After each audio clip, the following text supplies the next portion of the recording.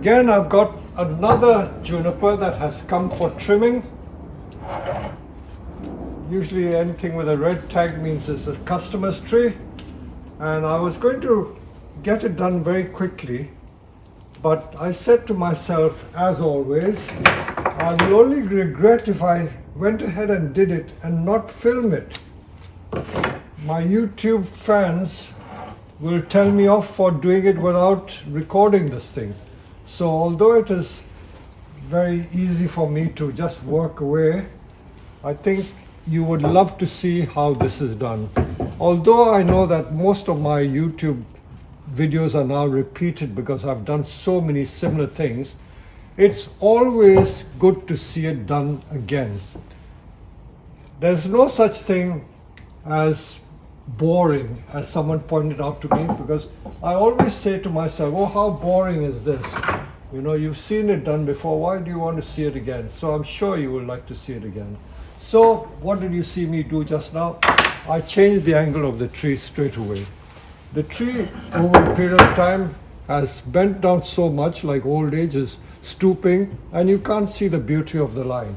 So I think this tree should be repotted. In fact, I'm going to pot it temporarily in a plastic training pot so that it's at this angle. So simply by doing that, you get a much better view of the tree. And because bonsai is all about viewing and seeing, the angle of planting is important. So I'm going to replant it at this angle. Not only that, I think, would it be better like that? Okay, slightly like that even. So that's how the tree is going to end up. And of course, what is obvious about this tree? It is what I call the famous blob. B-L-O-B. It means you can't see the structure. It is just a mass of foliage. Very healthy tree, mind you. This person has done a good job. And you notice that as I'm stroking this tree, can you see all these old needles falling out? Many people panic. It is now middle of July, and this is the time when junipers shed their old needles. So however green the tree may look, if you clean it or shake it about, all the old needles come out. So don't panic when you see this. Junipers have to shed their old needles. Like pines shedding their needles in October, junipers shed their needles when you get a lot of new needles coming. So this is all part of the process of growing. Okay, so how do I go about thinning it? So I want to show structure, I want to show pad. Anything which is popping up, I take out. So straight away, if I look at this tree, if you look at it from this angle, you can see that there's a branch popping up over there. And I can more or less say straight away, I don't need that. Take that out. Because many people wonder, where do I start? They're so confused and scared that they don't know where to start. So the best place to start is anything shooting upwards, we get rid of. And we don't want too many branches because we want to show the structure in the trunk. So keep the foliage towards the ends. Have some vision as to how you're going to wire the pads. And now I can see there's another branch there hanging downwards. I can use it like this because I can create space like that. Step down like a staircase. I can do that. So I'm getting rid of what are obviously unnecessary branches.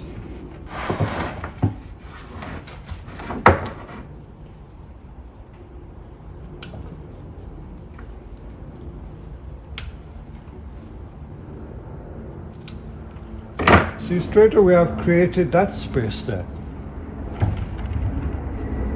That's only the start. There's a lot more to be done. Okay, the next level, again I can see that there's a blob there.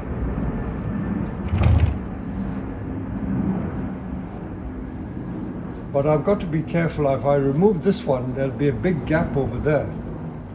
But I just want to create flat pads.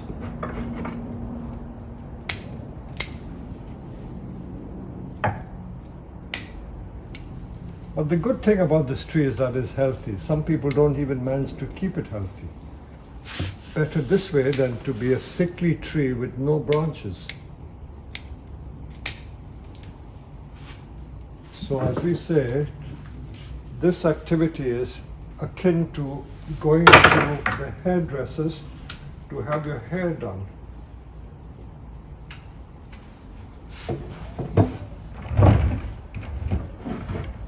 So I'm just concentrating on removing the unnecessary branches so that I can wire. Wiring is important. If you do not wire, you will not get the results that you desire. This, by the way, I think is Kisu. It's hard to tell. Even I cannot tell sometimes between Itoigawa and Kisu. I think this may be Itoigawa. I think the Kisu foliage is a bit thicker than this.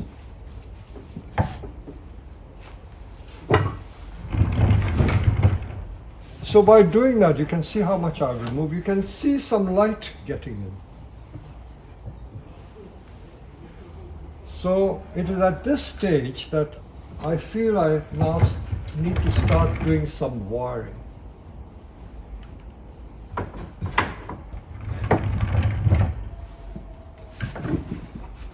Notice that they've cut some branches out. They can keep it for making gins if they want to.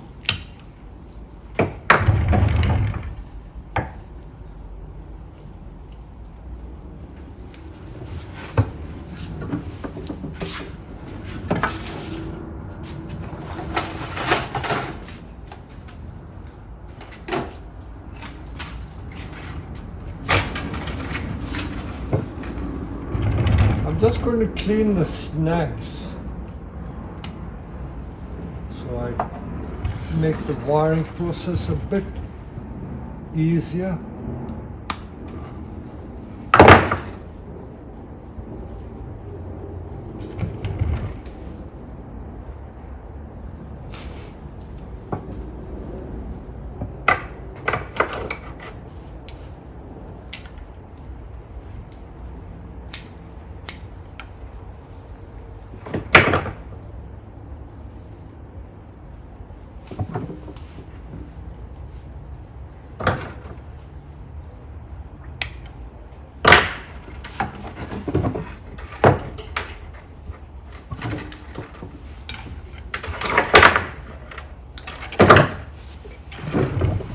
So, two branch principle, I'm going to look for two adjacent branches to wire.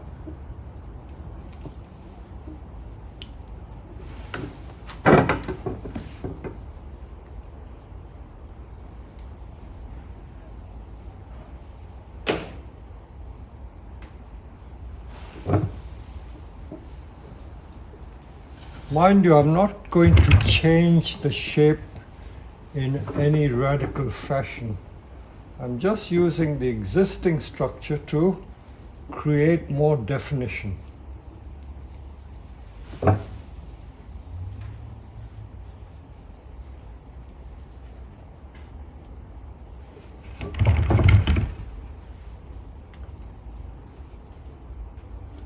I reckon this will take me the best part of 3 hours to do, possibly more.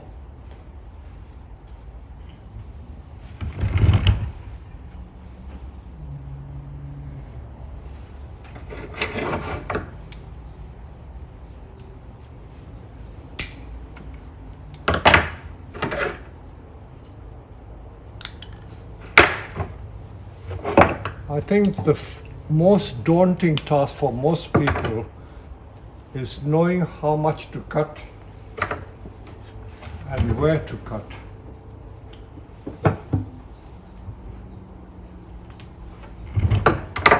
I feel that this sort of thing, you get a feel for it. It's not something you can write a thesis about because it doesn't work like that.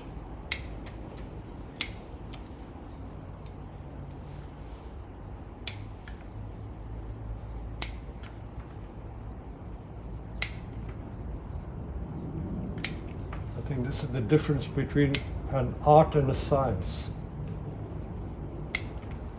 If it's a science, you can record it, you can analyze it in a very precise mathematical way.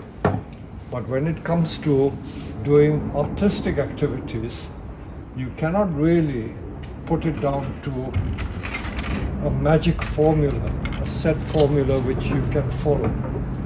So, but then experimenting to see what works is partly scientific. I suppose every time you practice something or try something new, you are in fact exploring new dimensions, new realms. And of course the general principles are always there. That means arranging pads that are flat.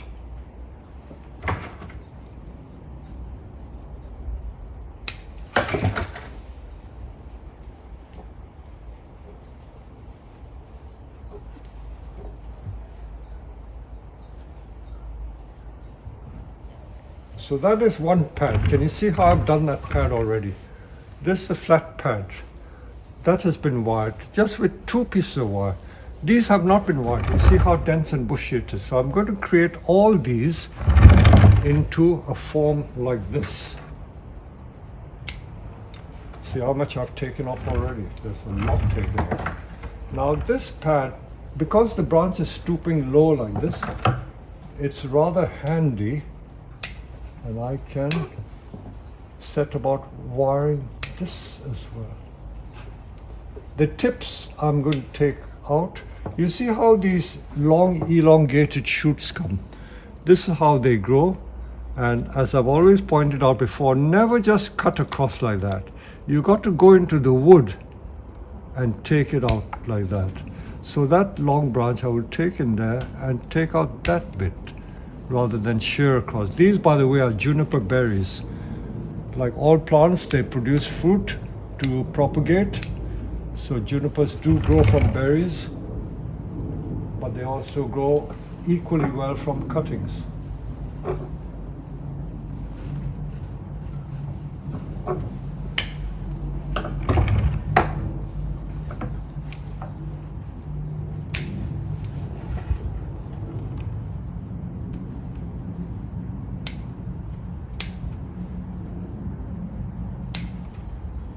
In fact, this pad is lying so nicely in that configuration that I don't have to wire. I think I don't have to wire that pad. So that can stay like that.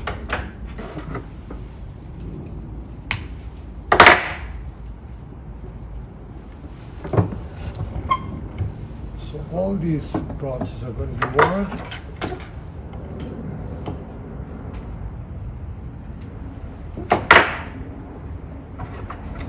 As I look at each twig and branch, I take the tips out.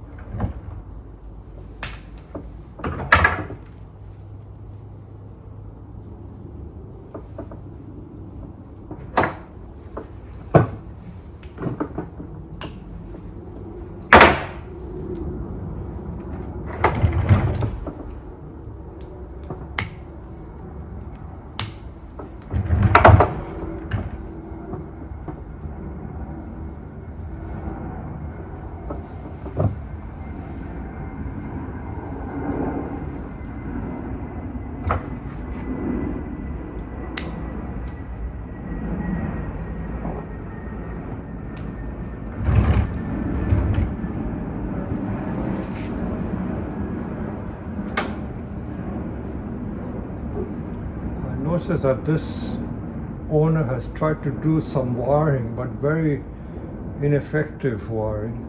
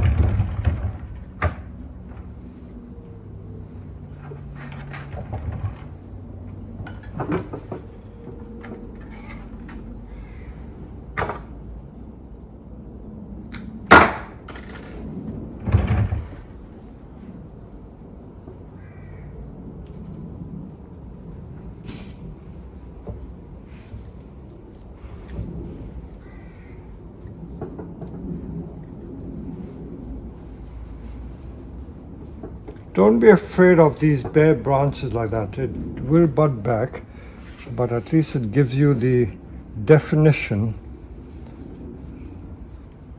and the separation of the pads.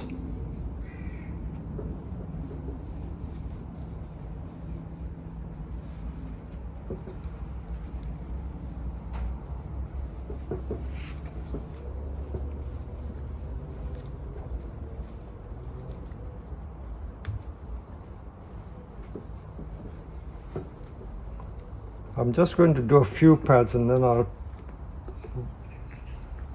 do the rest of the tree, because I don't want to do a video which is 3 hours long. So you can already see how the pads are shaping up. The separation of the different layers is occurring.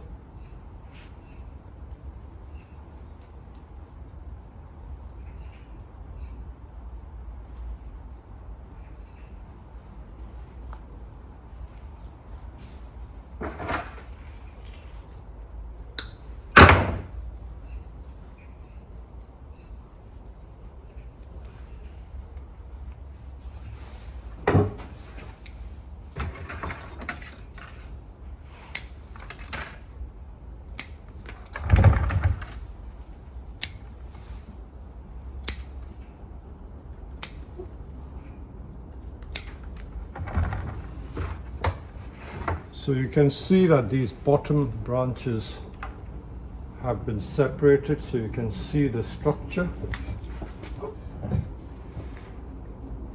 Quite different from what it started off with. And then I'm going to wire this area to create that. And I'll progressively go all the way to the top to create structure. So this is now a bit blobby. I've got to deal with these.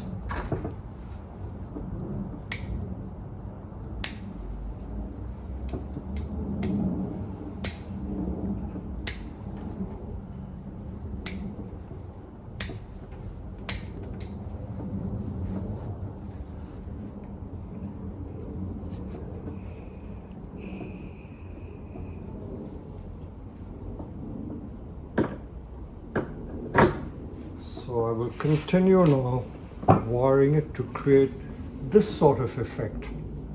So I will do the rest of these and then show it to you again. So I've worked on this tree for about 2 or 3 hours, believe it or not. It's more complicated than I thought. So if you compare it with what it started off life as, and you see how thin it has become. So I've created quite a few pads here now. So the tree is not such a big blob as it was before. And I'm trying to reveal the line as much as possible. And you can see the wiring that I've done there. You can just see I've tried to wire as much as possible. You have to wire in order to get the so-called pad formation. Without wire, it's very, very difficult to achieve it. The top is still a blob. I've got to open that out. And I don't want to thin it too much. Some people thin a great deal, but I prefer not to thin it so much. Mainly because the customer may get a shock. So that's how far I've got. And I'll show you some more when I've wired the top. I'm on my own, so I can't get any video person to hold the camera, but I will show you as I progress along. So I've done all the work I need to this juniper. So there's a lot of thinning out.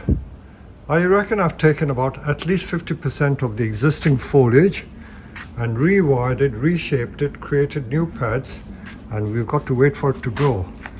But this customer has potted it at a very odd angle. as I pointed out right at the start, the lean is not quite as it should be, and it's leaning too much forward. It really has to be more like that. So let me prop it up on a block and show you what I mean. So that is the angle it should be planted at. You can see how I propped it up. It's about 20 degrees like that, and it's also tilted more to the back so you can see the trunk better. So I'm going to put it in a temporary plastic pot because we're in the middle of July. I'm not going to touch the roots. I'm just going to put it in a bigger pot to make it grow more vigorously. And when I've repotted it, I will show you what it finally looks like. So this is what the juniper looks like now. I put it in a plastic bonsai training pot because I want to make it grow stronger. The soil wasn't too clever, so I've changed the soil a little bit, but I haven't touched the roots at all. I've just loosened the soil and put it into a much better compost. So that is the angle of planting. And if we were to get the editor to show a before shot, you can compare the before and after of this tree. So there you go. I hope you've enjoyed this video.